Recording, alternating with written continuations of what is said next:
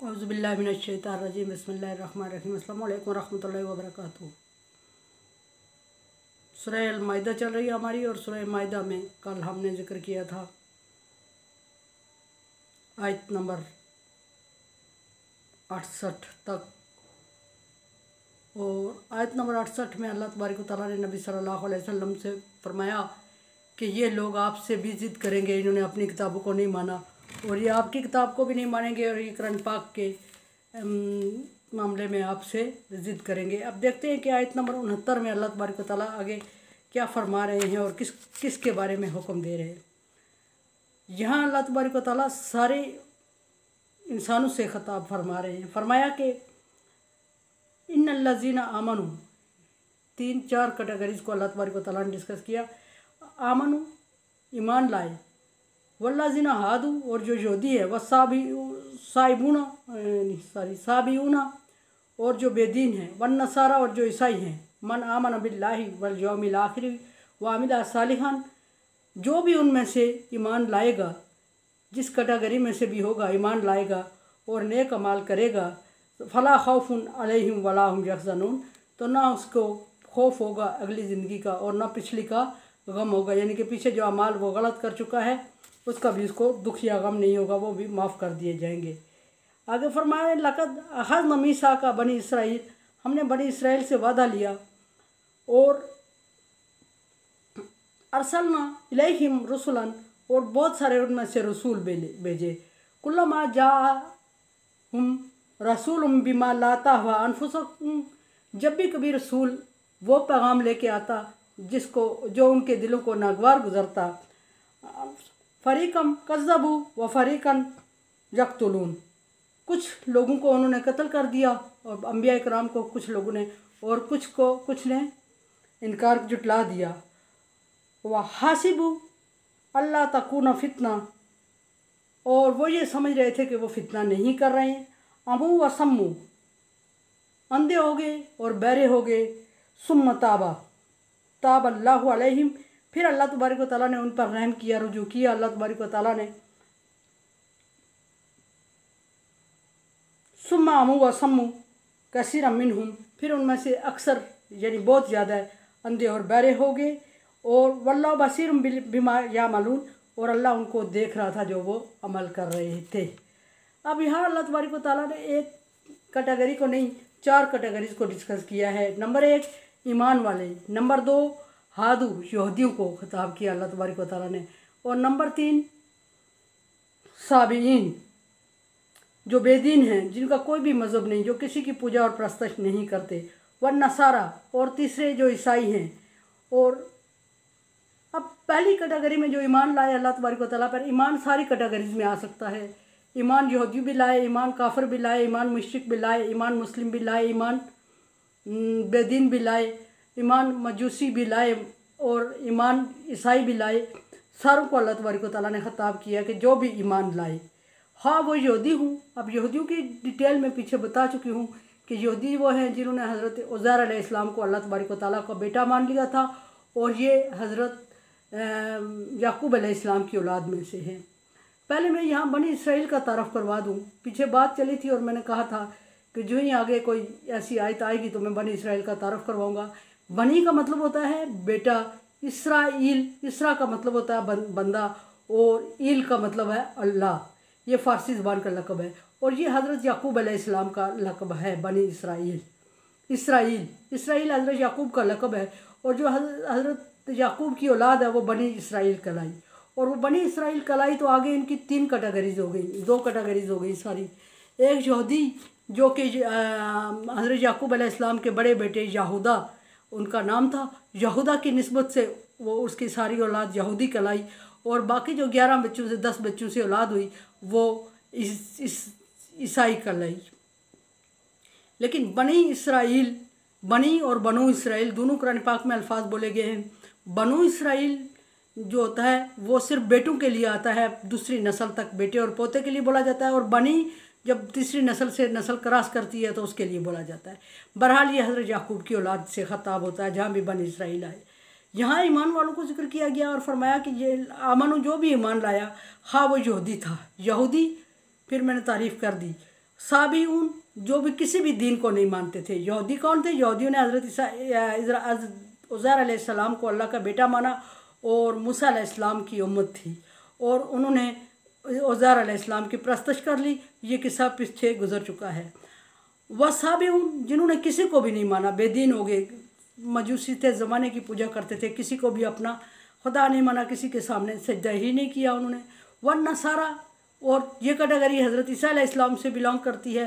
इन्होंने हज़रत ईसा अलैहिस्सलाम को अल्लाह का बेटा माना और हज़रत ईसा अलैहिस्सलाम पर ईमान लाए। अब क्यों इन्होंने अल्लाह का बेटा माना कि ईसा अलैहिस्सलाम बगैर बाप के पैदा हुए, सो इन्होंने ईसा अलैहिस्सलाम को अल्लाह का बेटा मानना शुरू कर दिया और ये हद से बढ़ गए और मरियम और ईसा अलैहिस्सलाम के अल्लाह को तबारक व तआला से निस्बत ठहरा के ये ईसाई हो गए। अब इनको ये खौफ था, कुछ लोग जो ईमान लाना चाहते थे बेदीन लोगों में से भी, कुछ यहूदियों में से भी, कुछ ईसाइयों में से भी, वो सारों को ये खौफ था कि मुसलमानों की ज़िंदगी तो बहुत मुश्किल है। अगर हम पिछली अपनी आसूदा और खुशहाल ज़िंदगी छोड़ के इस्लाम कबूल कर लेते हैं तो हम मौजूदा जो हमारी हालत है, हम इस्लाम कबूल करने की वजह से मुश्किल में आ जाएंगे और क़यामत के बाद की ज़िंदगी हमारी इसलिए ख़राब हो जाएगी कि हमने जो इस्लाम कबूल करने से पहले अमाल किए थे उनकी वजह से आखिरत हमारी ख़राब हो जाएगी। तो हम दुनिया भी आखिरत ख़राब कर रहे हैं और आखिरत भी ख़राब कर रहे हैं। तो अल्लाह तबारक व तआला ने इनकी गलतफहमी को दूर फरमाया कि जो भी कैटेगरी आएगी, मन आमना बिल्लाहि व यौमिल आखिर, शर्त सिर्फ इतनी है कि अल्लाह पर ईमान लाएगी और क़यामत के दिन को मानेगी। क़यामत के दिन को तो हर कोई मानता है, आखिरी क़यामत के बाद आने वाली ज़िंदगी को मानेगी उसके लिए। और फिर तीसरी शर्त ये लग गई, 3 शराइत अल्लाह तबारक व तआला ने बता दी। आमना बिल्लाहि, अल्लाह पर ईमान लाना, व यौमिल आखिर, आखिरत को मानना।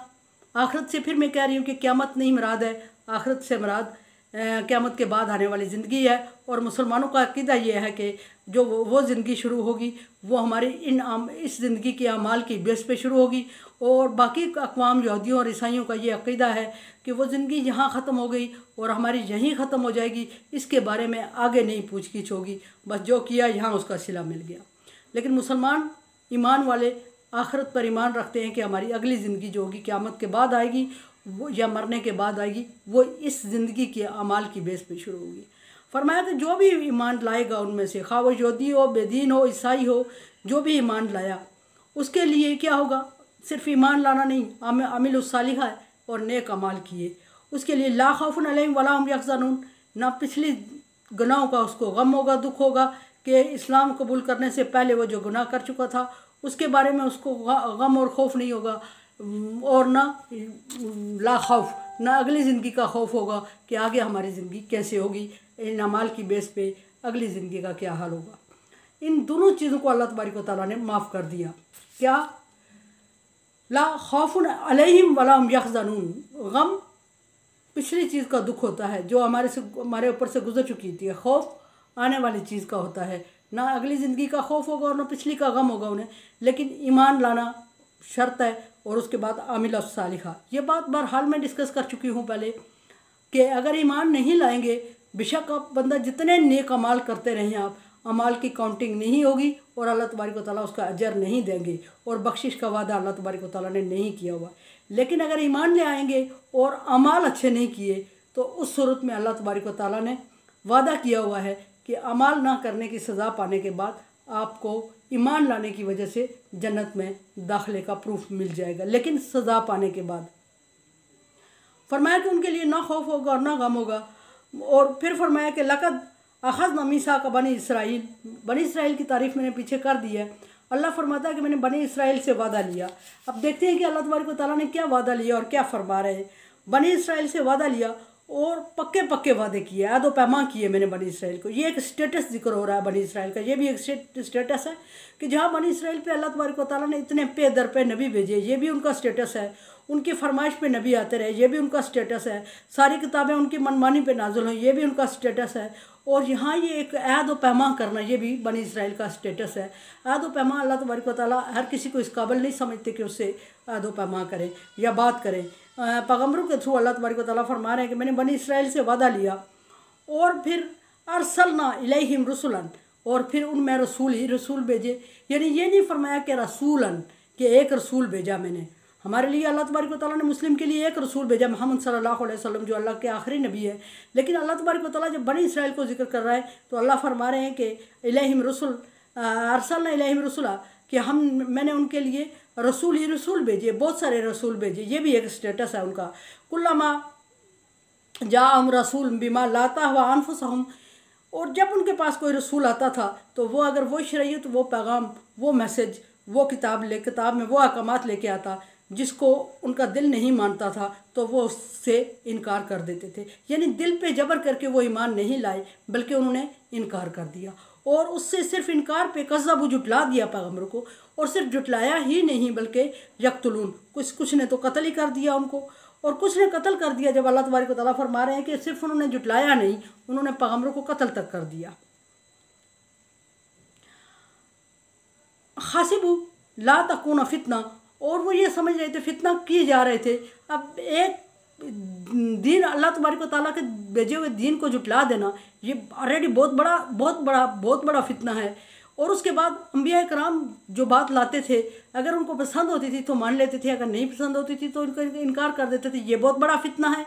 और प्लस ये कि कत्ल तक कर दिया अंबिया कराम को। हालांकि अल्लाह तबारक व तआला फरमाते हैं कि मन कतल नफ्सन बगैर नफ्सिन, जिसने किसी इंसान को बगैर किसी वजह के कत्ल किया तो उसने गोया पूरी इंसानियत को कत्ल कर दिया। और ये हुक्म सिर्फ कुरान पाक में नहीं है, ये हर इलामी किताब में ये हुक्म मौजूद है।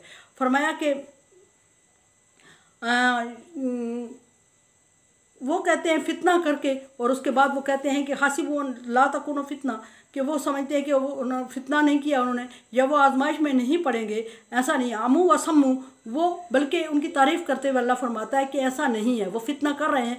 आमू व सम्मू, वो अंधे हो गए और वो बहरे हो गए हैं, अल्लाह तबारक व तआला के अहकामात को नहीं मान रहे हैं, और दुनियावी हवस उनको अंधा और बहरा कर चुकी है।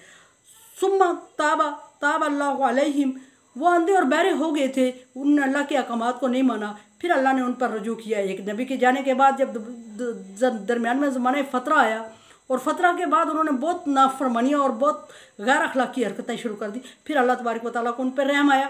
फिर अल्लाह तबारक व तआला ने उन पर रहम करते हुए और रसूल भेजा। सुम्मा आमू व सम्मू कसीरन मिनहुम, फिर उनमें से ज़्यादा लोगों ने इनकार कर दिया और वो अपनी ख्वाहिशात के पीछे अंधे और बहरे हो गए, और उन्होंने अल्लाह तबारक व तआला के अहकामात को पस पुश डाल दिया और अंबिया इकराम को जुटलाया और अंबिया इकराम को कत्ल तक कर दिया। वल्लाहु बसीरुम बिमा यामलून, वो समझ रहे थे कि वो ऐसा कर रहे हैं तो गोया कि अल्लाह तबारक व तआला उन्हें देख नहीं रहा है, या वो दुनिया को मुतमईन करने के लिए कह रहे थे कि हम तो इस्लाह कर रहे हैं, हालांकि वो फितना कर रहे थे। तो अल्लाह तबारक व तआला कहते हैं कि अल्लाह तबारक व तआला उनके अमाल को जो वो कर रहे हैं वो देख रहा है। हर दफ़ा अल्लाह तबारक व तआला उन पर रहम करते हुए उन पर पैगम्बर भेजता रहा है, और हर दफ़ा वो इनकार की हद करते हुए जुटलाते रहे। और इस बिना पर अल्लाह तबारक व तआला ने उनसे नबूवत का, पैगम्बरों का स्टेटस ही छीन लिया। और उनके लिए उनका एक ये गलतफहमी उनको ये थी कि वो नस्ल दर नस्ल पैगम्बरों की औलाद है, तो अल्लाह तबारक व तआला के लाडले हैं या अल्लाह तबारक व तआला की औलाद हैं। और औलाद क्यों कहते थे? उज़ैर अलैहिस्सलाम और ईसा अलैहिस्सलाम की वजह से। और अल्लाह तबारक व तआला पहली बात यह कि उन्हें सज़ा देगा ही नहीं, और अगर दी भी तो कुछ टाइम की होगी, वो बर्दाश्त कर लेंगे। तो अल्लाह तबारक व तआला ने फरमाया कि सज़ा से बचने के लिए आमना व आमिलुस सालिहा, ये दो शराइत हैं। ईमान लाएगा और नेक अमल करेगा। शराइत सज़ा से बचने के लिए किसी नबी, वली या पैगम्बर की औलाद होना ज़रूरी नहीं है, बल्कि हर बंदा इन अल्लाह ला ताज़िरु वाज़िरतु विज़रा उख़रा की बेस पे, उसूल पे अल्लाह तबारक व तआला ने दुनिया को सज़ा देनी है। कोई इंसान किसी दूसरे का बोझ नहीं उठाएगा। अगर किसी का बाप पैगम्बर है तो बेटा पैगम्बर की वजह से बचता, अगर तो हज़रत नूह अलैहिस्सलाम का बेटा बचता। अल्लाह तबारक व तआला ने दुनिया को दिखाने के लिए उसको समंदर में गर्क कर दिया, दरिया में, और नूह अलैहिस्सलाम के सामने कर दिया। तो अगर नूह अलैहिस्सलाम का बेटा नहीं बच सका पैगम्बर की औलाद होने की वजह से, तो बनी इसराइल का और कौन सा, या कोई नबी या वली होने की वजह से, कोई पीर या फ़कीर होने की वजह से किसी की औलाद होने की वजह से बचे, ये मुमकिन नहीं है। जो अमाल करेगा ला ताज़िरु वाज़िरतु विज़रा उख़रा के उसूल पर अल्लाह तबारक व तआला ने निज़ाम रखा। मेरे चैनल को अब सब्सक्राइब कर रहे हैं, thank you so much. Bell icon को प्रेस कर लिया करें और मेरे लिए दुआ करें, अल्लाह ताला मुझे उन लोगों में शामिल कर दे ला खौफ़ुन अलैहिम वला हुम यहज़नून। और मेरे चैनल और अल्लाह तबारक व तआला मुझे गलती और कोताही को मेरे को माफ़ फरमाए, और मेरी ज़ुबान उन अल्फाज के लिए खोले जो वो चाहता है, मुझसे उस तरह काम ले जिस तरह वो चाहता है। अल्लाह हाफ़िज़।